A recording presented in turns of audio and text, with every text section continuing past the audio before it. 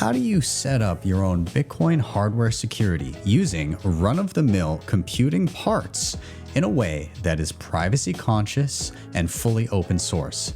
Today, we're going to do exactly that, taking a look at a project called Krux. I am Ben with the BTC Sessions. This is your daily session.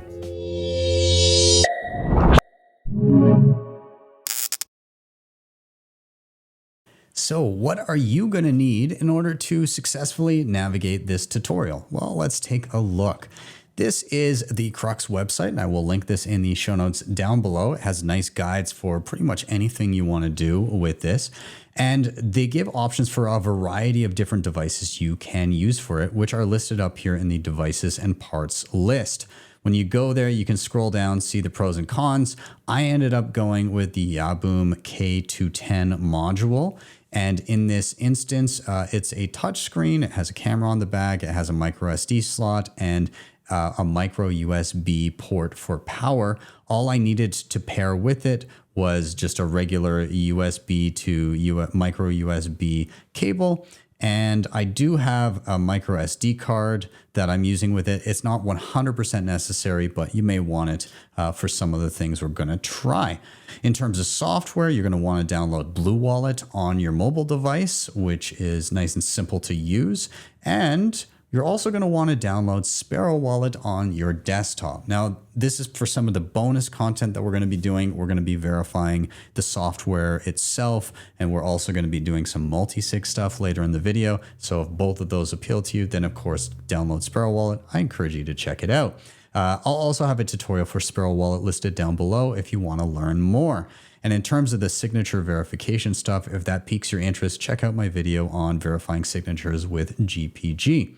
Now, these devices that we're using, in the way that we're going to be using them, we're going to be creating keys to our money, and we're going to be turning those into scannable QR codes. And for those, there is a handy website with printable templates where you can fill in your own QR code, which like we're going to be doing today. So these are printable. They also have these trading card version ones that you can print on thicker stock or fold in half or however you want to do it. So you can check out those. I am using the 21 by 21 size for these, just so you know. If there are varying sizes, they've got 21 by 21, 25 by 25, 29 by 29. Okay.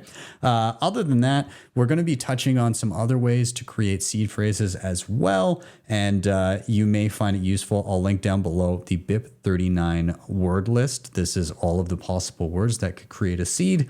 And this is called Entropia. This is all of the possible seed words in a bottle. So you could pick them out one at a time and create a seed phrase that way. But nonetheless, that's pretty much it. We're going to dive in right away. We're going to download our software and get our device set up and ready to go. All right, so here I am on the Krux website again, and over on the left-hand side, we see a section that says installing. And so you're going to choose your appropriate computer. I am on a Mac, and it's one of the newer M versions. So I'm going to click on Mac OS ARM64. And there are 3 files I'm going to download, and I'm just going to click one, off it goes, and I'm going to do the same for the other 2. All right, once I've got those downloaded, I'm also going to go ahead and I'm going to take a look at this section where it says verify authenticity. And I want to actually grab the developer's key. This is a way of identifying that the person who has created the software has actually signed it with their credentials. And so that any future updates, I'm going to be able to cross-reference the signature on this release that I'm testing versus future ones. So I'm going to copy this little string here where it says verify authenticity and says keys. There's an identifying number here. I'm going to copy that, and then I'm going to jump over to this website, which I will link below, but is keys.openpgp.org. I'm going to paste in their identifier, search it, And then it says we found an entry for this individual, and I'm going to click this to download a copy of their signature. Those are the 4 files that I'm going to need, and I'm going to go and now verify that the software I have downloaded is signed by the same developer here. And again, we'll be able to verify in the future with updates that the same person has signed it. I've now opened Sparrow Wallet, which I've downloaded and installed to this computer. I'm going to go up to Tools in the menu, and I'm going to click on Verify Download. And this now allows me to begin pulling in the all of the files that I've just downloaded, and it will cross-reference all of them and let me know if they are signed by the signature of the developer that I also downloaded. So I'm gonna, it kind of lets you know what these files are gonna look like for each one. So signature will end in ASC, SIG, or GPG. The manifest will end in TXT. There's an ASC file that's going to be the person's public key. And then there's the release file, which is probably going to end in DMG. So I'm going to search those up. So there's the DMG file here. Okay, and then let's get the manifest file that ends in TXT. Okay, let's get the signature. We'll get that one ends in .sig. And then let's get the public key. And that's the one we downloaded separately, ends in ASC.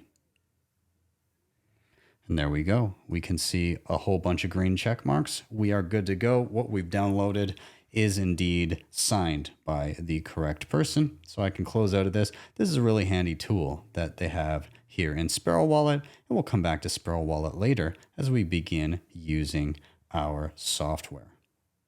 So up next, we are now going to, in our downloads folder, open this Krux installer DMG file. And then we're going to drag the package over into applications. And I already do have it downloaded. I'm just going through this process once again for you. So I'm going to hit replace. And there we go. It's now installed. What I'm going to do now is in my applications folder, I can see Krux installer. Now there is one thing that you're likely going to encounter, especially on Mac, and that is going to be in and around trying to open it the first time. You are likely going to get something that says it's unable to verify the integrity of the software, and it's going to give you the option to close or to move to trash or something along those lines. What you need to do is you need to go to your settings. You need to go to privacy and security, and then you're going to scroll down, and in this little section, there is going to be a warning that says, hey, such and such program, your Krux program tried to open, and then it will allow you to open it anyways. There'll be a button that says open anyways. You're going to click that, and then from that point forward, you shouldn't have an issue. We'll see if I do now that I've reinstalled it, but I'm going to go ahead. I'm going to open it. Okay, so this is exactly what I was talking about. Krux installer not opened. Okay, I'll hit done. And notice that in the same menu now, there's an option that says open anyway. So I'm going to hit open anyway, and I'm going to choose open anyway.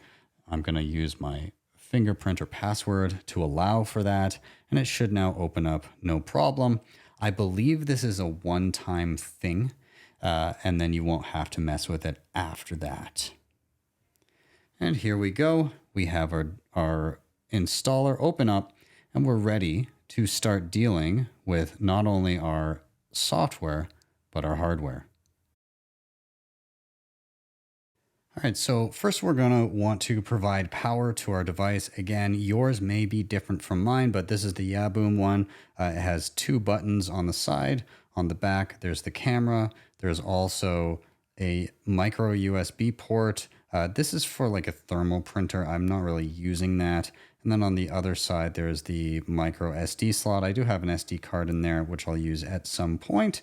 But all I'm going to do right now is I'm going to plug in the device, and I'm going to let you know that I have previously put the software on this device already.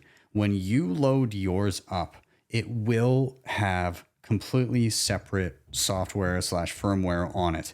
And so we're going to use the same software that we've just booted up on the computer in order to wipe this device. Even though I've got different software on it, we're going to wipe the device and we're going to install the Krux firmware here. Okay. So here in the Krux installer, what I'm going to do is it says device, select a new one. And I'm going to look for my supported device. I'll choose Yaboom. Okay. Now I'm going to wipe the device, and it says you are about to initiate a full wipe of this device. I'm going to go ahead. I'm going to hit proceed. And so this will do some work here. You can see the device is already reacting itself. And so it's going to just wipe the entire thing and take off any firmware that is sitting there so that we're starting with a blank slate. And once we see this green check, we can go ahead and we can back out to the main screen here. I'm actually going to unplug this device for good measure. Okay, I'll plug it in yet again. And this time I shouldn't see the same firmware or anything like that pop up. And what I want to do at this point is I want to click on Flash Firmware in the installer. It says we've already downloaded everything that we need. We're going to proceed with the current file. Now it may say, hey, do you want to download the file again? Or you may see something different, but either way, as long as you have the latest version here, then you should be good to go. We're going to proceed with the current file, and off we go. And I'll hit proceed. It says, hey, we've got a good signature and everything here. We're good to go. And it says that you can either flash it with this firmware, or you can do an air-gapped update with the SD card. So I'm just going to flash it here with the installer.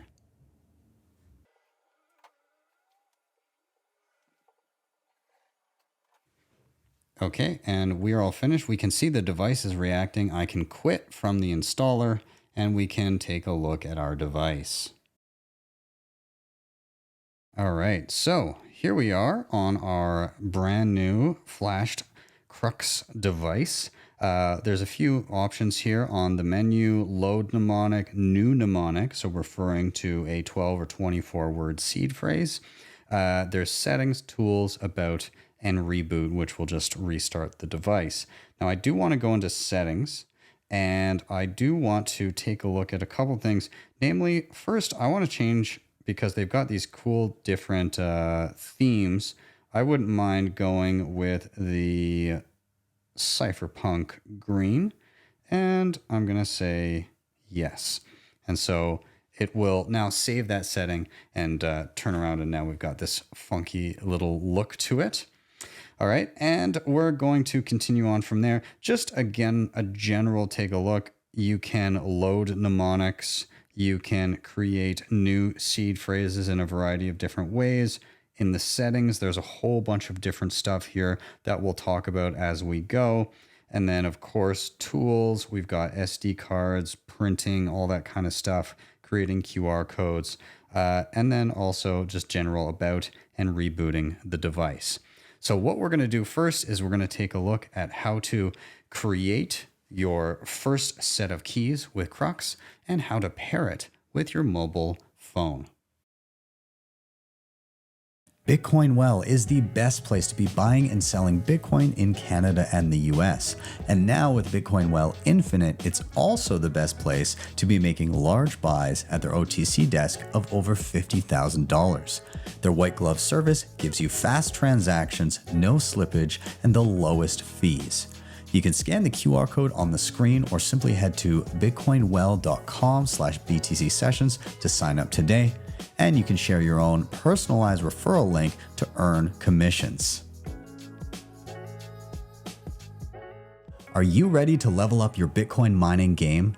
Mining Disrupt is the world's largest Bitcoin mining conference and expo, and it's happening March 25th through 27th, 2025 in Fort Lauderdale, Florida. Network with industry leaders, discover cutting-edge hardware, and gain insights from world-class speakers. Plus, enjoy exclusive events like the Cigar Lounge and pre-party social for meaningful connections. I'll be there and I'd love to see you. Use the link in the show notes or scan the QR code on the screen right now to receive 20% off your tickets. Don't miss out. CoinKite.com has some of the best hardware on the market today to secure your Bitcoin. The Cold Card Q is an absolute powerhouse and is my daily driver. And on top of this, they have plenty of other goodies, including the Mark IV, the Tap Signer, Open Dimes, the Block Clock, and much more. If you head over to their website, make sure you use code BTC Sessions at checkout to get a nice discount. Links are in the show notes down below. All right, so let's try creating a brand new seed phrase and scannable QR code for our keys. Again, I've got one of these convenient seed signer cards here. It has a QR code on one side. It is 21 by 21. And then on the other side, it has the ability to also write the seed phrase itself. It's basically the same information in two different forms, 12 words versus a QR code. So what I'm going to do here is I'm going to choose new mnemonic on my device. And it gives me a few different options. I'm going to show you the easiest way to do it, and then we'll address some of these other options that are here. So I'm going to choose via camera. And what this does is it takes little bits of information or entropy from the camera based on what you pointed at, meaning that it's going to be very, very random because your environment is going to be different from somebody else's. And from that randomness, it will create a seed phrase. So we'll do that now. I'll choose via camera, choose how many words you want. I'm going to do 12. And then I'm going to say, do you want to use the camera's entropy to create a new mnemonic? We'll say yes. So it opens up my camera here. Now it lets me know. So here I can see it changes from poor to good entropy depending on what I'm focused on. So if I get something with a lot of variance, like if I turn sideways here, I can see poor, that says good. So I'm going to tap on the screen now. It says, okay, you've got some good entropy there. And I can tap again. And we have a new mnemonic. So what I would do is I would write these 12 words down on the back of this seed. Then I would hit go. And I would also then go to load the wallet. At this point, I can also back this up, the 12 words that I had, in a different way. So I'm going to hit backup mnemonic, and I'm going to say QR code. And we're going to do a seed QR. So it shows us this QR code. This is the keys to our money. And we can swipe to change the mode that it's in. It can give us a general layout like so. It can show us here. And actually, I'm realizing that I actually chose the wrong one. I want a compact seed QR. So we want compact seed QR, and this should give me the correct dimensions, the 21 by 21. So tap here.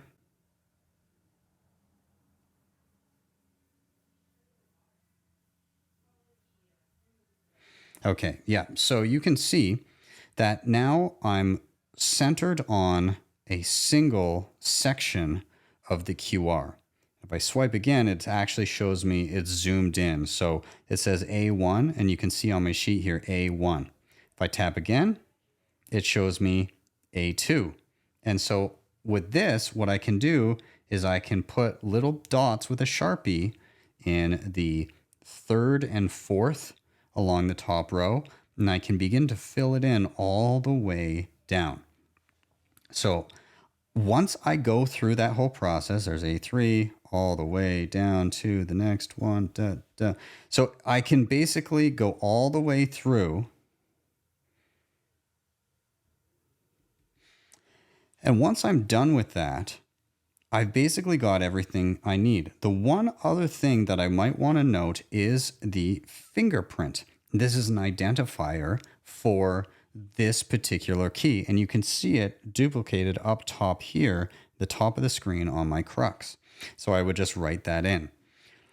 At that point, what I'll have is 12 words on the back, a filled in QR code on the front, with a fingerprint and maybe a little note that says where I generated this with Krux.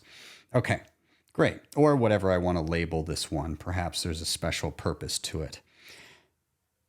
At that point, right now, I'm actually utilizing, that particular seed phrase that we had just created. But as soon as I shut down the device and reboot it, or if I were to unplug it, it wipes all that information. So it would only remain here.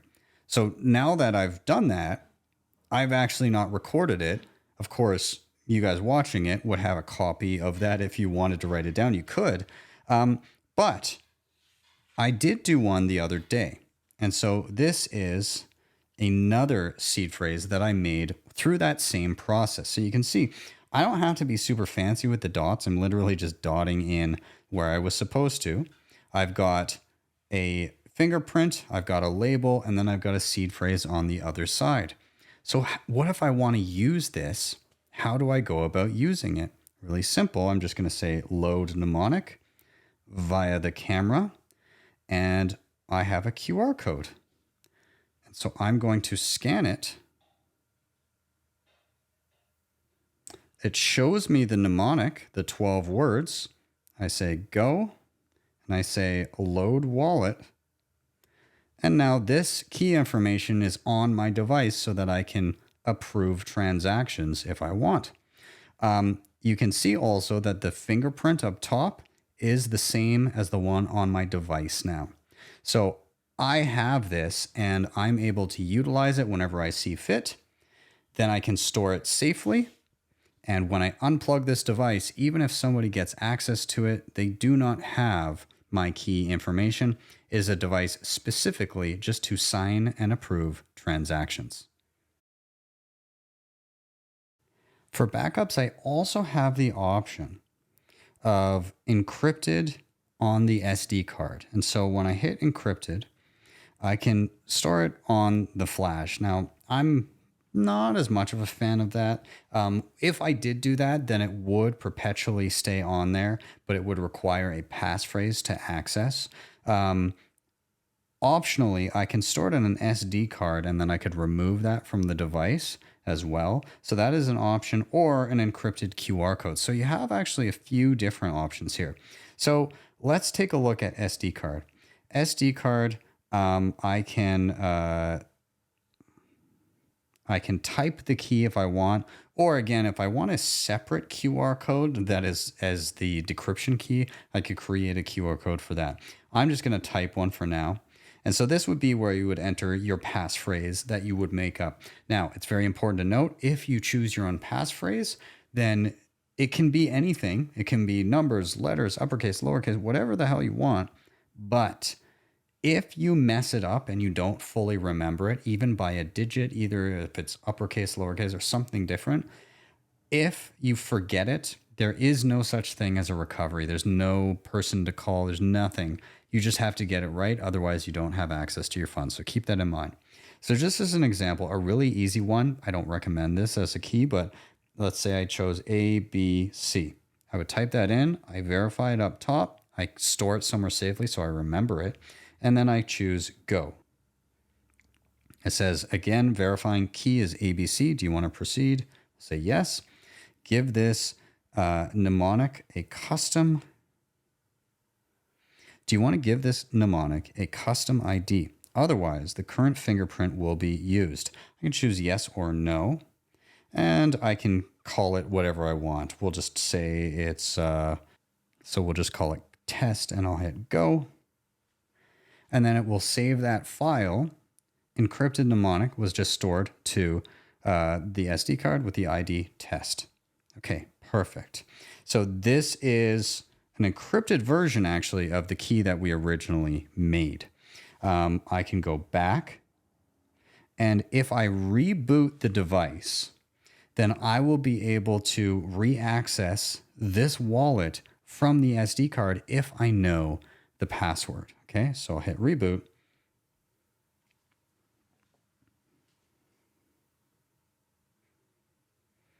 Okay, so right now, no keys on the device, but I want to load the mnemonic, and maybe I've separated the signing device and the SD card in between use. Okay, so SD card is currently in my device. I'm going to load the mnemonic. I'm going to choose from storage. It says test on the SD card. It sees that one. I'm going to choose it. I'll type the key, which was ABC. Horrible key. That's okay. Hit go. Do you want to proceed? Yes. There's my mnemonic. I choose go. I can load the wallet, and now I can sign and approve transactions. Once again, in the same vein, I can say backup mnemonic. It could be encrypted as a storage on the flash on this device itself, so without an SD card. Or it could be an encrypted QR code, which if I choose, again, let's say I chose ABC as the password, it says, give this mnemonic a custom name. Again, I could give it that name. I'm not going to, I'll just hit go. Okay, so this gives us a QR code. And this QR code is actually different from the original one. Why? Because it's encrypted with a passphrase. Okay, so if I were to transcribe this and put it on a sheet like this, what I would need to do is I would need to scan it again to get it into the device, and then I would need to enter a passphrase after the fact. Now, there are some other options you have when creating a new mnemonic, and then they can be exported via all the ways that we previously examined, including QR code, seed phrase, or encrypted SD card. So if we go to new mnemonic, we did the camera method, but there are via words and then via D6 or D20. I'll explain what those are. So when it comes to words, there are 2,048 possible seed words that can be used in a Bitcoin seed phrase. If you were to print those off and cut them into pieces and put them in a bowl and pull out one at a time up until, however many it requests, if I go to via words 12 or 24, you would do all but the last word, and then it would use some math in the background to calculate the final word for you. So if I choose 12 words here, I'm going to say yes, and then it would say, what's your first word? And you're going to type it in, okay? So let's say it was girl. Now, I just typed that. I just started picking random letters, and girl was the word I ended up with. I say yes. Now, this is not how you would typically do this. You wouldn't just type in random words. You would actually pick them out randomly from a list that is cut up and put into a bowl, or with the entropia thing that I talked about at the beginning. Anyways, let's flash ahead to me having picked out all first 11 words.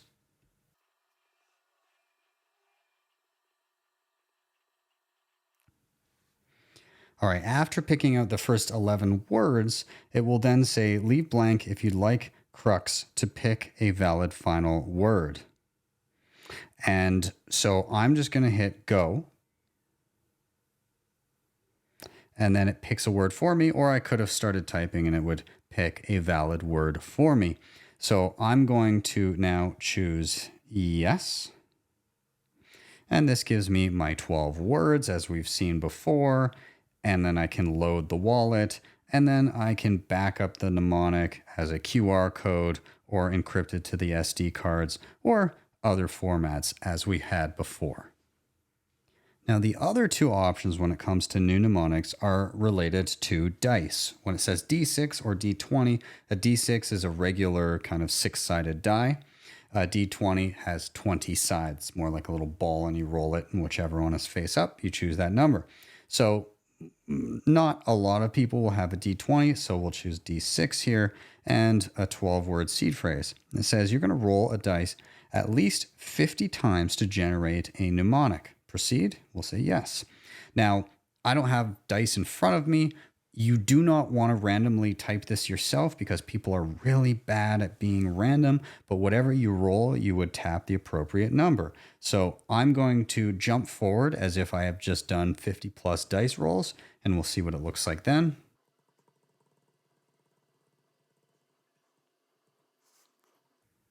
Once I'm through with that, I'll choose go. Okay, there's all my rolls. Okay, and I can hit generate mnemonic. Gives me my 12 words again as before. Go, I can load the wallet. I can back up the mnemonic as a QR code, encrypted SD card, or the other formats available to us. Now, it's worth noting, especially with single-sig, if you want to add additional protection in and around your seed, you can add a passphrase with Krux as well. So the worry here would be somebody stumbles across your QR code while, hell, they've got full access, or the seed phrase, they've got full access to the funds it protects. Well, you can actually, from the menu here, you can go to wallet, you can choose passphrase, and then it says, do you want to add or change a wallet passphrase? I'm going to say yes, and then I can type a passphrase if I want. So let's say my passphrase was, I don't know, CDE. Again, terrible passphrase, but you get the point. I'm going to hit go, passphrase CDE. I'll say yes. And there we go. And what you'll notice is this is an entirely different wallet. Look at the fingerprint. Mine starts with a C. This one starts with a 9. So it's a different wallet. There's no indication that it exists when somebody finds something like this. And the only access I get to it is if I both scan in my original key information and then add the passphrase on top, which again, nobody would know exists. I would recommend if you do add a passphrase to anything that you do write it down and you store it separately from the original seed. And then that way you have a backup so you're not just relying on your memory. I'm sure it's great, but don't trust yourself necessarily. Make sure you have that backup handy. Anyways, this just gives us an additional layer of security if we care to use it. Not a bad idea when you're storing things not super securely like this, then, be careful where you can. Let's now use our Krux, our backed up set of keys, and Blue Wallet on a mobile device to set it all up so that I can see a balance on my phone. I can add a balance to my phone, but if I want to spend, I require my keys and my signing device to do so. So here we go. I've rebooted the Krux. It is starting from scratch, so there are currently no keys on it. So I'm going to choose load mnemonic via the camera, and I have a QR code. I'm going to scan it. It gives me my mnemonic phrase. I'm going to hit go, and I'm going to load the wallet. So now the wallet is on my device. I no longer need this key here. It's ready to go. What I want now is I want to export some information known as the extended public key. This is the public information that will not compromise the ability to spend and give it to somebody else. So I'm going to choose extended public key, and then I'm going to choose XPub, extended public key, QR code. And that gives me this bit of information here. Now let's take a look at Blue Wallet. So on Blue Wallet, I'm going to open it up. If it's your first time opening it up, it may have some additional dialogue here, but more or less you're going to land on this basic screen. I'm going to add a wallet, and I'm going to, rather than create a new one, I'm going to choose import wallet. And at the bottom of the screen here, it gives me the option to scan or import a file. This will open up my camera with which I can scan Krux. It takes a look at that information, and it says your wallet has been successfully imported. Warning, this is a watch-only wallet. You cannot spend from it. Okay. Now, that is true if I'm just using my phone, but if I have my signing device, I will be able to spend from it. Okay, great. Now, what I want to do is I want to go back to the menu here. We'll back out. And I want to make sure that these are the same. So I'm going to click into this. Now, it does give a security warning here on Blue Wallet because scammers often try to give people watch-only wallets that they control and then convince them that they've got money. So I'm going to X out of that little warning. It's a good thing that they've added it, though. And I want to check that these are the same wallet. So here I'm going to go on Krux to address. And it's going to, I'm going to click on receive addresses. It's going to give me a list of receive addresses that I own. I'm going to check that they're the same here in Blue Wallet. So I receive, my first address here ends in QAP4. And I can see that listed under number 1 here, QAP4. So indeed, I am using the same account system here as I am on Krux. So I can go back and I'm good to go. So at this point, I now have my signing device. I now have a watch-only wallet here in Blue Wallet. I can receive funds to it. And if I want to send them back out, I will require my key and my signing device. At this point, I can unplug. I can use my phone to receive and accumulate funds. And if I do want to spend, then we'll go back to the devices and the keys. Okay, I've now jumped ahead to a point where I have deposited some money into this wallet. And actually, you can kind of see I've been tinkering with this wallet. So there's a couple transactions listed below. But nonetheless, I've got in and around 50,000 sats sitting in this wallet. And let's say I would like to now spend this money out of the wallet to somewhere else. So what I'm going to be doing is I'm going to get my signing device ready with my keys so that I can do that. So I'll set this wallet to the side here. I'm going to plug in my device as I did before. And once it is ready to go, I'm going to load my mnemonic via the camera with the QR code. I'll hit go and I'll say load wallet. So now my keys are on the device and I will be able to approve any transactions that I do with Blue Wallet.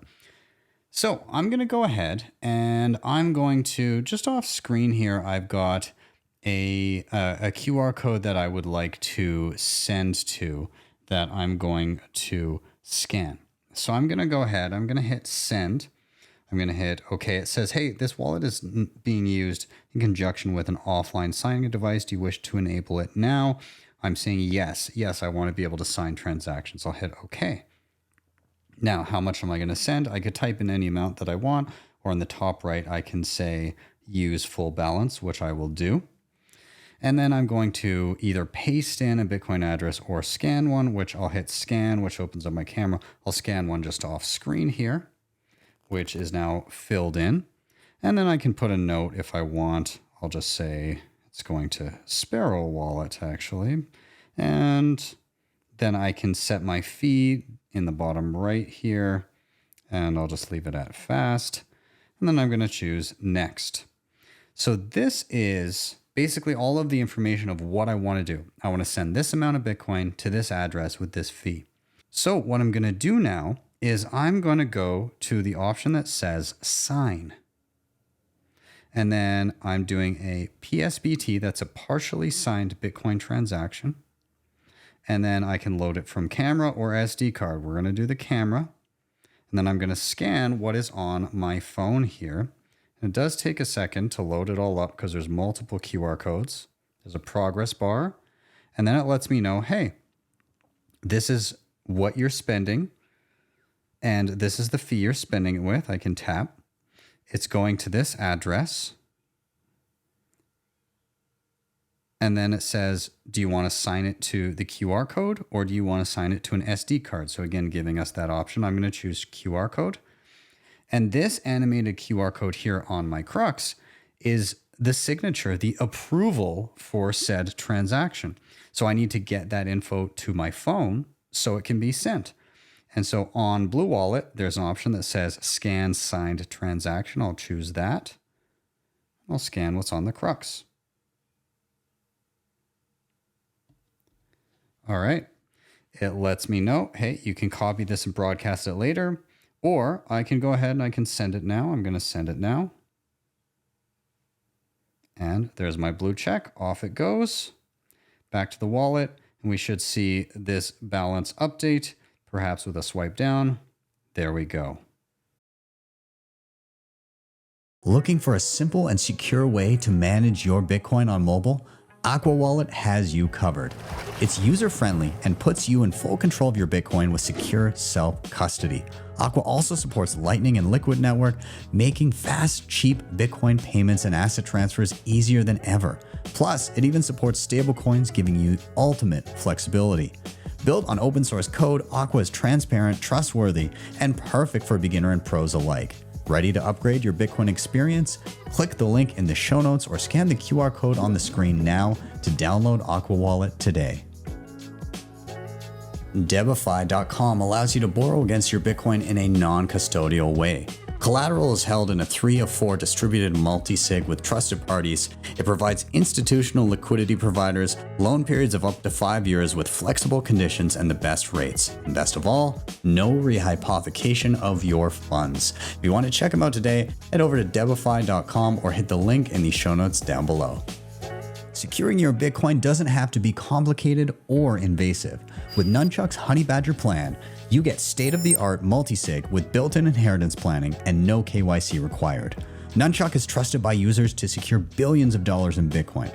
The Honey Badger plan offers 2 of 4 assisted multisig, guiding you step-by-step on mobile or desktop. It works seamlessly with hardware wallets like TapSigner, Coldcard, Jade, and plenty of others, so you're always in control.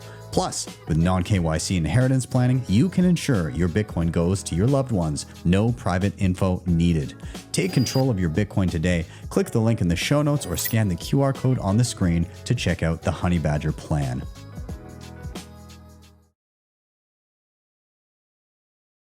All right, it is multi-sig time. And as you can see, I actually have 3 keys that I've created here with an air-gapped signing device. Now, this is the one that we created here with the Krux. These ones are actually old ones that I've previously done demos with via the Seed Signer when I've done videos on that device in the same vein as Krux here. And so what I'm going to do is I'm going to use these keys to create a multi-sig vault. For those uninitiated, a multi-sig vault is, you can think of as a regular single signature Bitcoin wallet is a digital vault that requires one key. It has one keyhole. You use the key to open it up and move funds as you see fit. A multi-sig vault would have multiple keyholes, in this case 3, and it would require at least 2 of those keys to unlock it. You can set this up in any type of configuration you like. Maybe you have 5 keys and it requires 3. You get the point. You can interchange how many keys and what the threshold of keys to unlock the vault will be. In this case, 2 of the 3 will be required. Doesn't matter which 2. Now there's one quick setting that we're going to change on our device to make our lives a little bit easier while we're doing this. I have already created the keys. You will go through the same process to create 2 additional keys on top of the one that you created to start. But I want to go into settings. I want to go up to default wallet. I want to click on multisig. Right now it says false. I'm changing it to true, and I'm going to hit go. And then I'm going to go back to my main screen, settings stored internally. Okay. The reason for this is when you scan in a QR code, when you scan in one of these keys to use it, it will assume, unless you change that setting, it will assume that it's being used for a single sig wallet. And therefore, when you go to approve a transaction, it will not recognize your multi-sig transaction. It will assume that the key that you're trying to use doesn't have the ability to sign for that wallet. Whereas when you change that setting, it will try to sign and say, Do I have the credentials to do this? And that's how you get past that little error message. So what we have now is a situation where we need to take these 3 keys that we have here, and we need to create our digital vault. And we're going to be doing that with the help of Sparrow Wallet on our desktop. So one at a time, we're going to import these keys to the Krux, and then we're going to use Sparrow Wallet to help us put together all of this information so that we have a digital vault that we can manage from our desktop. So we'll do this part first. Let's deal with key number 1. So we've seen this before. Load mnemonic via the camera with a QR code. We're going to scan it. There's our mnemonic. Go. Load wallet. And now we're going to go to extended public key and get our QR code. So our XPub of the Krux wallet that we created before.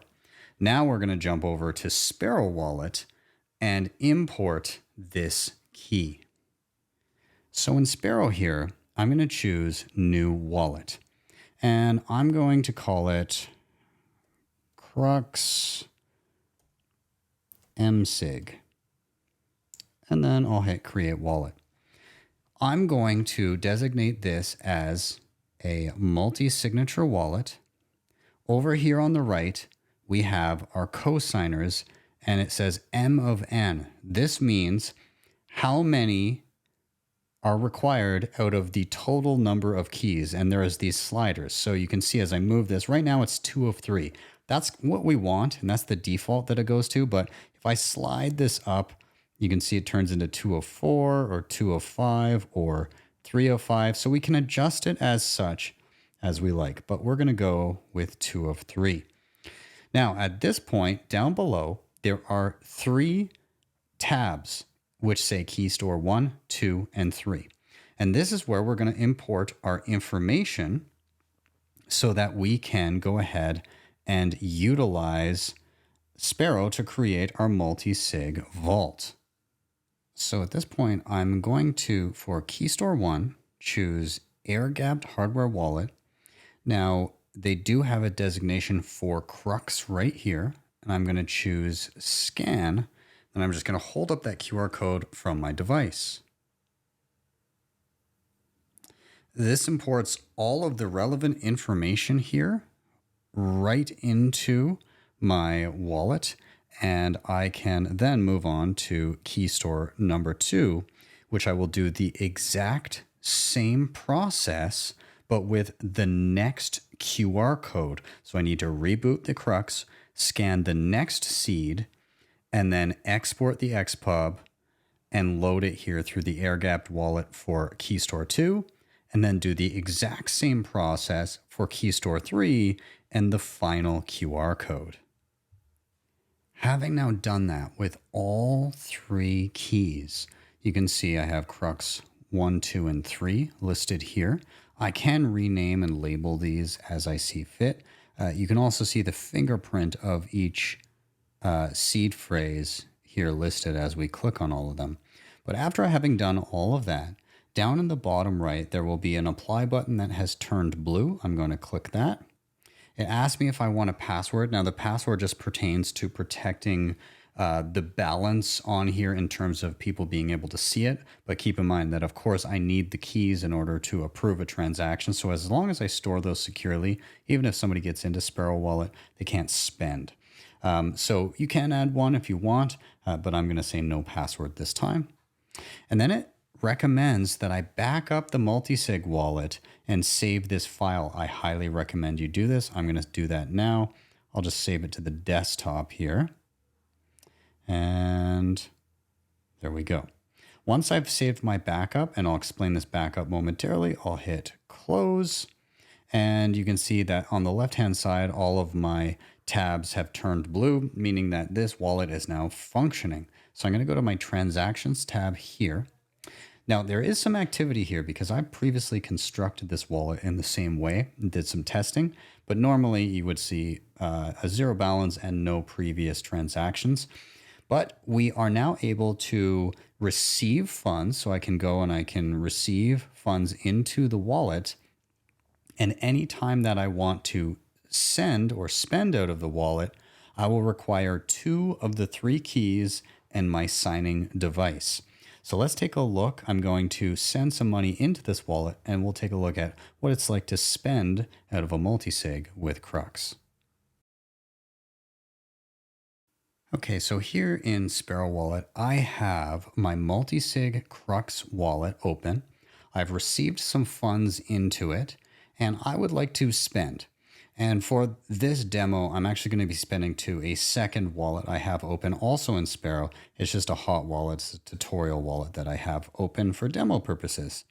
So first here in Sparrow, I'm going to hit send and I'm going to put together my transaction. What do I want to do? Well, I want to pay to someone. I could paste in a Bitcoin address. I could scan one from a QR code. But what I'm going to do now is I'm going to hit the drop down arrow and I'm going to send to my other wallet here, my tutorial wallet. And it'll pull an address for me. I'll just label the transaction test and I'm going to send my max balance here. The slider allows me to choose my transaction fee. And if it all looks good, I hit the blue button in the bottom right. You can't see it right now. Maybe I'll pull it over a little bit. But there's a blue button that says create transaction. And that is what I'm going to now choose. At this point, there's a big finalize transaction for signing button. And it gives me a summary of what I'm doing. I'm going to click that. And then I need 2 signatures. There's 2 little bars here that will fill in as I get the signatures. In the bottom left here of this field, there's 2 buttons. One says show QR and one says scan QR. And this is for relaying the information about what we want to do to Krux, to our device. And then the second scan QR is to bring back the signature or the approval for the transaction. We're going to need to do this twice because we need 2 signatures. We need 2 approvals. So I'm going to hit show QR. The QR code on the screen right now, and I'll move it over a little bit here. This QR code is all of the information about what we would like to do. We want to send a certain amount of Bitcoin to a certain address with a certain fee. So on my Krux device, I need to load one of the keys so that I can approve. So you've seen this before, but load mnemonic via the camera with a QR code. I'm going to scan the QR code. It shows my 12 words. I'm going to hit load wallet. And now I have the wallet here in front of me and I'm able to utilize it.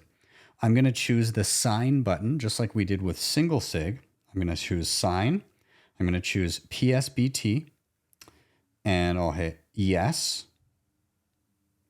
And I'm going to say load from camera. So this allows me to scan what is on the screen now in Sparrow Wallet. So I'll do that. And you can't see it now, but there's a progress bar on the Krux. And then it says, hey, looks like this is for a 2 of 3 multisig with the following fingerprints on the wallets. Do you want to proceed? We'll say yes. It says you are sending around 45,000 sats or 0.0045 Bitcoin. And you are spending this much on the fee. To this address is where you're sending. And then do you want to sign it to the SD card or the QR code? I'm going to say QR code. And that gives me the approval signature. And so then in Sparrow Wallet, exactly the same. I'm going to choose the blue scan QR button, just like we did in Blue Wallet. And we're going to scan the signature from Krux.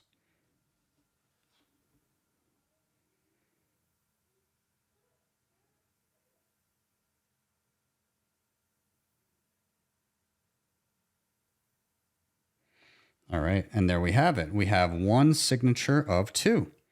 So at this point, I'm going to go back and I'm going to reboot the device and I'm going to get my second set of keys loaded in. And this could be any of the other keys that I have, doesn't matter. So load mnemonic via the camera with a QR code.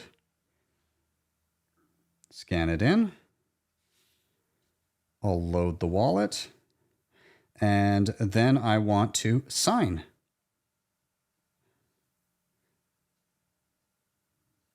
With the camera.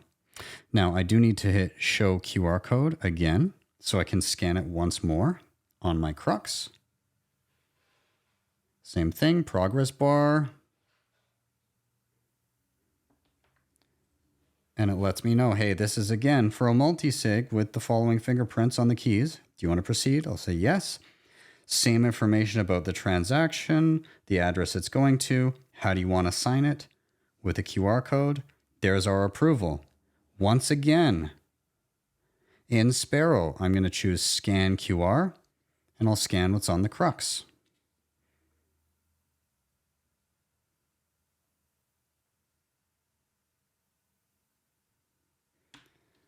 Perfect. We now have two signatures. There's a big blue broadcast transaction button. I'll hit that, and off it will go. We've now approved a transaction with our Krux signing device and two offline keys. And you can see my notifications of the transaction going out and actually coming into the tutorial wallet I sent it to. With Sparrow Wallet, it creates a new tab every time you're working on a transaction. If I X out of that, we can go double check on everything. Let's check our transactions in the Krux Multisig wallet. Out it goes right there. And there's a zero balance now. Let's check the tutorial wallet. Go to transactions. There is the transaction coming back in to my tutorial wallet. So there we have it. We've successfully utilized our multisig with Krux in Sparrow Wallet. Let's just chat a little bit about this file that I downloaded from Sparrow Wallet when we initially set up our multisig. So this file is quite important. This file, you can think of it as the map to your digital vault. It is presented as a QR code that can be scanned. It is also presented as some lines of text that could be pasted into various other wallets. When you create a multisig, when you have multiple keys, as we did here with our 3 QR codes that we generated, you can think of it like this. These are your keys. However, a little bit of information from each key is used to create the map to your vault. So what that means is, as long as you have the map to your vault, which it is loaded here in Sparrow, but it's also the file that we downloaded. So we have 2 copies of the map, and we could store this on an SD card or somewhere safe. That is just the map to get to the vault. But once we get to the vault, we require keys to open it, at least 2. And so we have our 3 keys here that we can use. Now, what happens if we lose, let's say we accidentally delete Sparrow Wallet or a computer crashes, and we also lose our backup of the map? Well, in that instance, as long as we have access to our 3 keys, we can create the same multisig vault or the same map because we just need little bits of information from each key. The only instance in which we will not be able to reaccess our funds is if we were to lose the backup map, the file that we downloaded, if our computer crashed and Sparrow also lost its copy of the map, and we lost one of our keys, one of these 3 keys, because then we would have no way to get to our vault. Now, one other way that you could lose access to your money is if you lost 2 full keys, because then even if you had the map to the funds, you only have 1 key, and that's not enough to open the vault. So yes, there are a number of parts to this, but you have to screw up really bad to lose everything you need to access your funds, which is why multisig is considered to be fault tolerant. So let's say that you lose your Sparrow Wallet setup, your computer crashes, whatever, and you want to recover from this output descriptor. There's a couple ways to do it. Yes, you can scan the QR code here if you have a printout of it, but you can also just copy and paste this text down here. I'll show you how to do that. So I'm copying the text at the bottom of the file. I'm going to create a new wallet, name it whatever I want. I'm going to designate that it was a multisig, and I know it was 2 of 3. And what I'm going to do is where it says descriptor, I'm going to hit edit. I'm just going to paste in the information that I had here, and I'm going to hit OK. And this fills in everything that I need. I have key store number 1, 2, and 3. All of that information is here. That's what was in that text I pasted. I can hit the apply button in the bottom right. I'm not going to do a password this time either. It says, hey, do you want to save your backup? I mean, we already had one, so I don't need a second copy of that. And then I can go back up to transactions once everything has been set. And this is indeed the same wallet. I can see the wallet history of my transactions going in and out. Everything I need is right here. That wallet descriptor file that we were looking at as well, this QR code can actually be scanned in a variety of different wallets, and you'll be able to view the balance and add to it and potentially sign from mobile or other desktop options as well. Now, just a little bit more on that setting regarding defaulting the Krux to multisig wallets. If you didn't have that on, then you were to scan in a key that's part of a multisig wallet. When you went to sign the transaction, when you were to scan the transaction, it would tell you that it didn't recognize it and you weren't able to sign. However, you can change that setting while still having the wallet loaded. And the way you do that is you go down to wallet, you choose customize. It says customizing your wallet will generate a new key. The mnemonic and passphrase will be kept. Do you want to proceed? We'll say yes. And this is where you choose whether what you're dealing with is single-sig or multisig. By tapping on that, you choose one of them. Right now, this is set in multisig because that's the default I set. But if I hit single-sig, it changes what I'm doing, and then it asks what type of wallet I'm using. Native SegWit. That's also the default here. So it just changes what's known as the derivation path of the wallet itself. At that point, I can use this as a single sig. I've changed it, or as a multi-sig, I can manually change it. But again, I would recommend, depending on how you plan on using this primarily, set the default in the device itself where we were before, which, as a reminder, I'll reboot this device and we'll change our settings here so that it remembers. But that was in settings and then default wallet under multisig, true or false, meaning that if it's true, it's going to default to multisig wallets. If it's false, it's going to default to single sig wallets. So whichever fashion you're planning in primarily using your Krux in, set it accordingly, but know that you can swap between them if you're going to be doing some back and forth, even when you have a wallet loaded up. So let's go over some of the key takeaways here and what I thought about using Krux. Now, first of all, your hardware is going to vary. The Yaboom device that I got was easy to work with. I like the touch screen. It seemed to work pretty well. The one thing I did notice is depending on what I had it plugged into for power, sometimes it would shut off, particularly if it was plugged directly into a computer and I was using that as my power source, which ideally you want it just plugged directly into power. So like have a plug and it goes into a socket and that separates it from the computer and the actual computing device you're using for your key material. I wouldn't recommend plugging it into a computer, given that it's general computing parts. You never know what could happen in that instance. So yeah, defer to just plugging it into the wall. Now, again, the device itself, easy, responsive, fun to play with, honest. I really enjoyed the touchscreen, worked great. The camera was just fine and seemed to work no problem. I love that this whole project is open source and offers a variety of hardware options as well. That's really, really great. Now, in and around this general purpose computing and all of that, just keep note that, of course, there's no secure element on these things. Secure element being a chip, which even if somebody got access to the device, they wouldn't be able to extract keys. Now, of course, these devices are designed to be stateless, meaning that for the most part, your key material isn't retained by the device itself. It's kept offline with those QR codes and your seed phrases. However, that's not to say that there couldn't be issues with the hardware or it couldn't be compromised to actually hold that information for longer and store it in the flash memory. So just keep that in mind. Be cautious around that kind of stuff. Also, in and around the seed phrases and the QR codes, if you're doing single-sig, then those, I refer to them as just naked seed phrases and naked QR codes.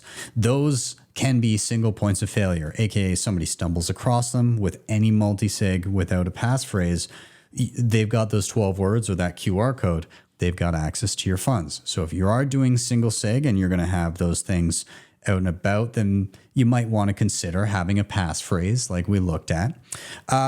You can, of course, encrypt your keys and put them either on the SD card or on the flash memory of the device.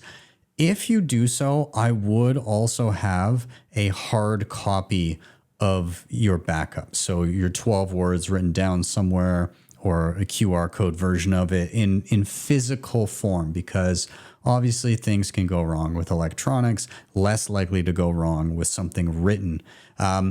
Further to that, if you're storing any of this information and you're using it for actual meaningful funds, then I would consider looking into steel backups, whether that just be for the seed phrases or whether that be for the full QR code. So there's some options out there. Vulcan21.com has some steel QR codes. Make sure you pay attention to which one you're getting based on what you want to do. But there's the 21 by 21 version there. Furthermore, you may want to look into something like a seed hammer that will engrave everything onto a steel plate. I haven't done a video on that yet, but that's on the docket. They do have a new one coming out. So stay tuned for that info. Anyways, now who is this for? I would say this would be for somebody that is an open source purist, somebody who really likes do-it-yourself solutions, also very privacy conscious, meaning that you don't want anybody to even know that you bought something that's associated with Bitcoin, like from a known company. I would also say that somebody using a stateless device like this with separated keys is probably going to be more on the lines of they're in accumulation mode. So you're buying Bitcoin, you're adding to your pot over and over and over again, and you're not spending out very often. You don't have to travel to use the keys on a regular basis. Myself, I tend to be using Bitcoin day to day quite frequently in my life. So a stateless device wouldn't be kind of a primary driver for me, though I definitely love projects like this.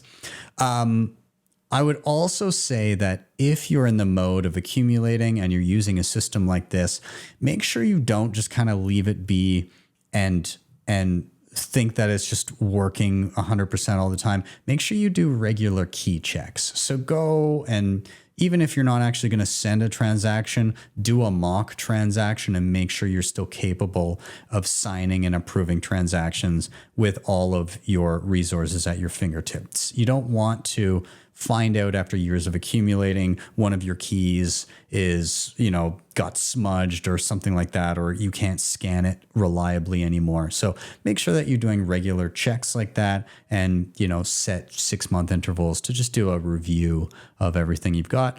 Also be conscious that if you are leaving Bitcoin to somebody that you know or love, that they know where this information is, that they can access it, and either they are familiar with how to use it or you've designated somebody you trust to help them with it should anything happen to you. But all in all, I thought this project was super awesome. It's still kind of magic to me that you can just create keys and literally draw your own QR code if you want and put together these multisig wallets in run-of-the-mill computer parts and just do all of this from scratch. And it just works. So I think, again, this seed signer, again, hat tip to them for kind of pioneering some of these ideas as well. I really, really have a lot of respect for people that are building this kind of stuff, and it's a lot of fun to play with. So I encourage you to take a peek, play around. Yeah, really, really cool. So hats off to Krux. You guys are killing it, and yeah, highly recommend. Play around, learn something new.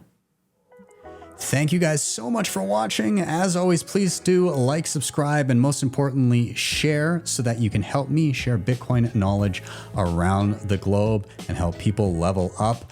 If you can, please do check out the previously mentioned sponsors in the show notes down below. And if you need some help with this or anything else in your Bitcoin journey, reach out to my team at bitcoinmentor.io, where you can book private one-on-one education sessions. Until next time, keep stacking sats, keep stacking skills. I'm Ben with the BTC Sessions. This was your daily session.